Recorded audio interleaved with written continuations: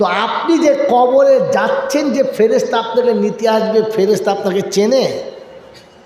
তো আপনাকে তো জিজ্ঞাসা করবি মান রাব্বুকা ওমা দিনুকা ওমান নবিয়ুকা। তোমার তো প্রশ্ন তিনটে হবে, তোমাকে তো মাল চেনে না।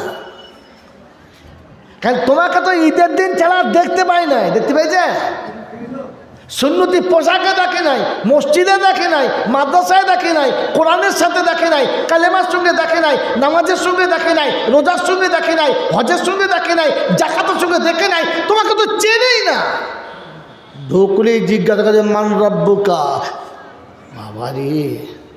আর ইনি ঢুকলে ইয়া আইয়াতুহান নাফসুল মুতমাইন্না ইরজিই ইলা রাব্বিকি রাদিয়াতাম মারদিয়া ফাদখুলি ফি ইবাদি ওয়াদখুলি জান্নাতি। বান্দা অন্ধকার কবরের কাছে যাবে, ফেরেশতারা শুনিয়ে দেবে রব্বানা তোমার ভয়ে সারা জীবন দাড়ি চাচতে পারলো না, রব্বানা মানুষ কত রকমের চুল কেটেছে, শুধু তোমার ভয়ে কাটলো না, রব্বানা সুদের টাকা মদের টাকা সবাই খেলো, লোকটা ভয়ে খেলো না, কত রঙের জামা পরে সুন্নত ছাড়া পরে না। আমার আল্লাহ পাকের ঘোষণা ওয়াদখুলি জান্নাতি, ও জান্নাতের নমুনা, ওকে কিচ্ছু জিজ্ঞাসা করবি না।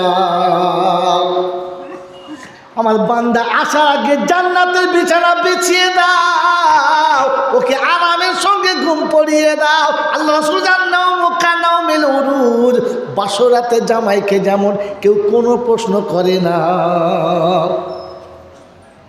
শুধু খাতির চলে, তাওয়াজু চলে, আদর চলে, যত্ন চলে, প্রশ্ন ওখানে চলে না। মুমিন বান্দা কবরে গেলে বাসরাতের থেকে বেশি পাবে আদর যত্ন, কম পাবে না। এখানে কিছুই জিজ্ঞাসা হবে। ওকে চেনে তো, চেনে না? সে 16 বছর বয়স থেকে মসজিদ ছাড়ে নাই,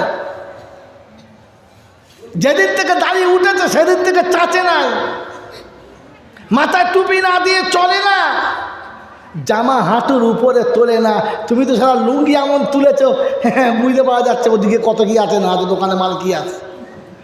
আরে হ্যাঁ না বলেন না? ছেলের বিয়ে দিয়েছে, নতুন বিয়াই এসেছে, মাছ ধরতে হবে, বউ বলেছে মাছ ধরতে, বলে ঠিক আছে, লুঙ্গি এমন কাঁচা মেরেছে দোকান সব বোঝা যাচ্ছে, দাঁড়িপাল্লা কোথায় কি সাজানো আছে, ও মাল জাল ফেলছে। পেছন দিক থেকে বৌমা বলছে বালতিটা রেখে দে, বাড়ি এসে শাশুড়িকে বলছে মা তুমি যাও। বলছে কেন রে মা? তোর বাপ মাছ ধরছে। বলছে মা তুমি যাও, আমি আর থাকবো না। বাপ যখন জাল ফেলছে তখন দাঁড়িপাল্লা সব বোঝা যাচ্ছে। মাল কি যন্ত্র তুমি, তোমাকে ফেরেশতা চেনে না? কবরে যাও না, জিজ্ঞাসা করবে কি যন্ত্র তুমি। এটা দুটো গেল, 3 নম্বর নমুনা। জলসা করে বাড়ি গেছি, গিয়ে দেখি সারা আমার সেই 10,500-12,000 টাকা দামের চেয়ার, তার উপর 2টো ছাগল শুয়ে আছে। সহ্য হবে? ঘুমের ঘরে রাত জেগে যাচ্ছি, মেজাজ টক হয়ে আছে, ঢুকে দেখি খাসিটা উপরে শুয়ে আছে, দাড়িটা তার পাশে শুয়ে আছে। দরজায় ঢুকি, আমি যাই মোস্তাক কি লাঠি লিয়া, লাঠিটা আমাদের বউ বলছে কী হলো, কি হলো কি বলো কেন করছো? বলছে আজ ছাগলের গুষ্টি মারিছে আমার চেয়ারে শুয়েছে, এই তাদের লাঠি লিয়ায়।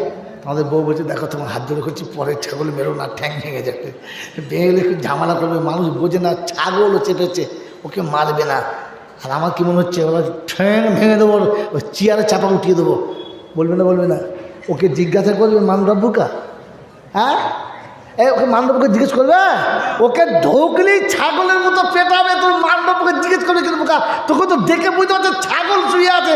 ছাগল জিন্দিগিতে গোসল করে নাই, তুও জীবনে গোসল করে নাই, ছাগল পেচ্ছাপ করে পায় নাই, তুও নেয় নাই, ছাগল জীবনে অজু করে শোয় নাই, তুও জীবনে শুয়ে যায়, ছাগল জীবনে বিসমিল্লাহ বলে খায় নাই, তুও জীবনে খাস নাই, ছাগল পেচ্ছাপ পায়খানা করে আল্লাহ শুকর আদায় করে নাই, তুও কোনদিন করিস নাই। তো তোকে কবরে শুতে দেরি, ছাগলের মতো মারতে দেরি না, কারণ ছাগলকে জান্নাতের বিছানায় শোয়ানো যাবে।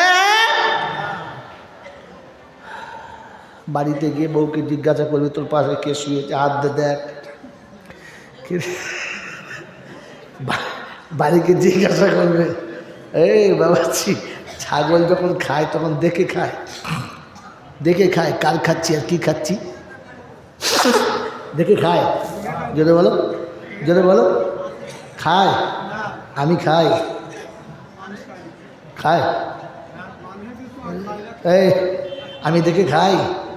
হ্যাঁ, বুঝতে পারছি একদম টাটকা জাহান্নামের খাবার, বুঝতে পারছি হারাম, তবু চালাচ্ছে।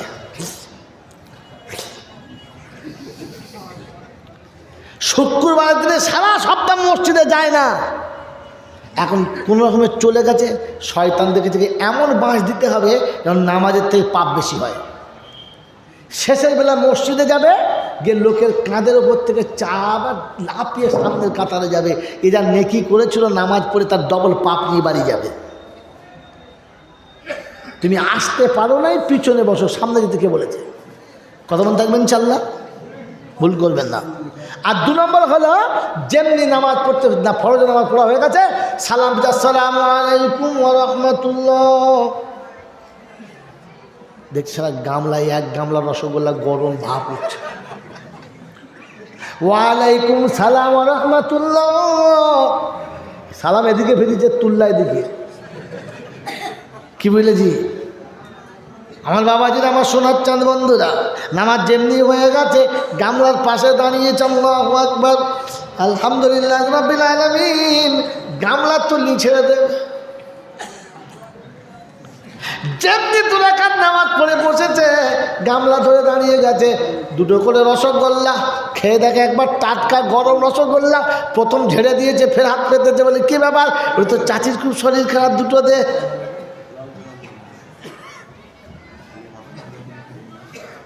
যে মিষ্টি দিচ্ছিল চিন্তা করছে, বড় বড় মুখ যখন বলেছে তখন দিয়ে দে। আমার বাবাজিরা, আমার সোনার চাঁদ বন্ধুরা, আমার আল্লাহওয়ালা ভাইয়েরা, জ্ঞানীজনরা, সুধী মানুষরা, আপনাদের অনুরোধ করে বলে যাচ্ছি, মসজিদে কোনো মিষ্টি দিলে, কোনো খাবার দিলে ভুল করে হাত দেবেন না। কারণ যে দিয়েছে 3টে কারণ থাকে। 1 নম্বর দিল কেন, 2 নম্বর কে দিয়েছে, 3 নম্বর উদ্দেশ্য কী ছিল, আপনি কিছুই জানেন না। ওটা যদি গরিবের দান করা হয় তো আপনি দানের মাল খাবার যোগ্য না। ওটা যদি কোনো এতিম দিয়ে থাকে, মিসকিন দিয়ে থাকে আর সাদকা করে থাকে, ওটা আপনি খেতে পারেন না। ওরে মুসলমানের ছেলে, সারা জীবন শুধু হারাম খাওয়া যাবে না। এতিমের সাদকার মালটা তুমি কোন লজ্জায় খেলে? ও তো এই জন্য দান করেছিল, রব্বানা আমার বিবির পেটে যদি বাচ্চা আসে, রসগোল্লা খাওয়া গোটা মসজিদের মুসলিমদেরকে, ওই সাদকার মালটা ও দান করেছে। আর বিবির পেটে বাচ্চা এসেছে, তাই ও 1 গামলা মিষ্টি দিয়েছে। তোর পেটে গামলার কাঁসর ছিল, দোকানে মিষ্টি ছিল, কিনে খেলি না। এখান থেকে মিষ্টি কিনে খেলি, আমার বাচ্চার জন্য নিয়ে গেলি। রাস্তায় গত জুম্মার দিনে একজন দেখি মিষ্টি নিয়েছে, আমার মতো পা পর্যন্ত জামা, গোল জামা পরে নামাজ পড়ছে। আমি মনে করছিলাম ডবল হাজি হবে, নিশ্চয়ই মুসলি ভালো হবে। নামাজ পড়ার পরে মিষ্টি হাতে নিল, আবার 2টো নিয়ে চলে যাচ্ছে। আমার পাশে পাশে নতুন জায়গায়, মুর্শিদাবাদ, আপনাদের মুর্শিদাবাদের জেলাতে, নামটা বলবো না, গুনাহ হবে, থানা হচ্ছে ভরতপুর, এরপর আর বলবো না। ওই বাবাজি, আমার সোনার চাঁদ বন্ধুরা, আমার আল্লাহওয়ালা ভাইরা, এই ক্যাসেট যদি সে শোনে, সে মোটামুটি ধরে ফেলবে। ভরতপুরে বলে আমার সঙ্গে জুমার নামাজ পড়েছে, ধরে ফেলবে। হ্যাঁ না বলেন? এতটুকু ইশারা করলাম, আপনি ধরতে পারবেন না, সে ধরতে পারবে। রাস্তা আমার পাশে জলছি, দাদা ও মিষ্টি কী হবে? বলছে নাতিদের জন্য নিয়ে যাচ্ছি। আমি মনে মনে করলাম, সুরের গু আমিও খাচ্ছি, নাতিদের জন্য নিয়ে। কত বড় পাগল হলি সব কাজ করে বলো তো? মাসুম বাচ্চা তুমি কোন লজ্জায় নিয়ে যাচ্ছ? কেন তো মিষ্টি কেনার পয়সা ছিল না? তুই এত বড় ছোট লোক যে সাতগার মিষ্টি লিখে নাতির খাওয়াচ্ছিস। আর মুসল্লি সেজে বৌমার কাছে, বৌমা বৌমা বৌমা, ওই জন্য শিয়াল ঢুকেছে, হুক্কা হুয়া করছে। হ্যাঁ, আর মিষ্টি ফেলে না বৌমাকে দেওয়ার জন্য, এইটাই পেলে। ছি ছি ছি ছি ছি ছি ছি ছি। এই জন্য বাবাজিরা, সোনালালীরা, রাত অনেক হয়েছে, যান জ্বলে যাচ্ছে, আর জ্বলাবো না। এবার ব্যাক করে ফিরে যাচ্ছি, তওবা করবে ইনশাল্লাহ।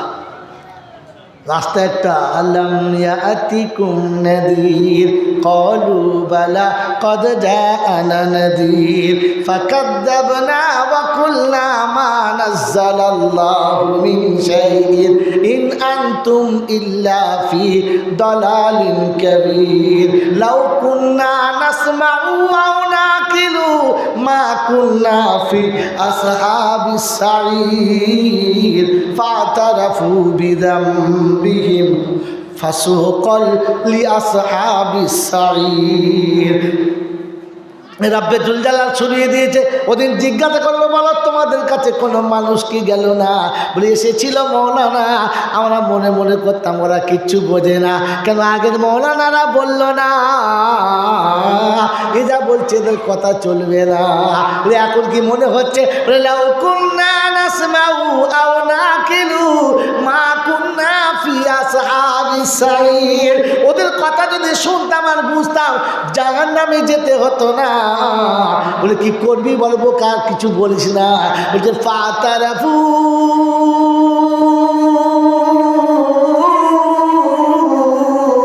তওবা করব, তওবা বলে তওবা করলে বেঁচে যাব। আমার রাসূল বলছে তাইবুনা মিনাজ যামবি কামাল্লা যামবানা। তওবা করলে ওই রকম পবিত্র হয় যেমন নাকি মায়ের কোলের বাচ্চা নিষ্পাপ হয়। আমিও তওবা করবো ইনশাআল্লাহ। ও ধনিরামপুরের লোকেরা তওবা করবে ইনশাআল্লাহ। এই গাঁজাখুরি মৌলবীদের কথা শুনো না। আর কোরআনটা বলে যাচ্ছি, কোরআন যেন ভুলবে না। কোরআন যাদের সাথে হবে কপাল তাদের ফুলে যাবে, কপাল তাদের ফুলের মতো হবে। কোরআন যাদের সাথে হবে না, মরুভূমি তাদের জীবন। শুনে যাও এ মন্ত্রখানা। কোরআন যদি সারসাম সাদা বানা, জীবন যদি সারসাম সাদা বানাতে চাও, মুসলমান সকাল বিকাল কোরআনের পানি ছড়িয়ে দাও। মরুভূমির জীবনটাকে সবুজ যদি বানাতে চাও, কোরআনের পানি দিয়ে জমিনটাকে ভিজিয়ে নাও। তাই শুনিয়ে দিয়েছে আলা বিযিকরিল্লাহি তাতমাইন্নুল কুলুব। হৃদয় যদি সত্যিকারের নরম আর সবুজ করতে চাও, আল্লাহ বলে আমার জিকির দিয়ে ভরিয়ে নাও। কি দিয়ে? জিকির করবে না।